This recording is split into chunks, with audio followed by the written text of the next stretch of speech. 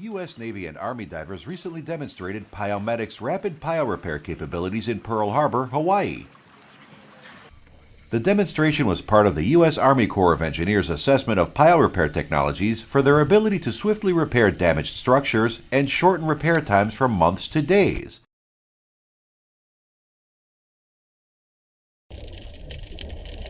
Pilemedic was ultimately chosen by the U.S. Army Corps of Engineers because of its installation speed, strength, and versatility as a one-size-fits-all pile repair system. Repairs using Pilemedic were also accessed in a variety of conditions, including darkness, rain, high winds, and rough waters. Pilemedic thanks the U.S. Transportation Command, the U.S. Pacific Command, and the U.S. Army Corps of Engineers for the live footage of these repairs.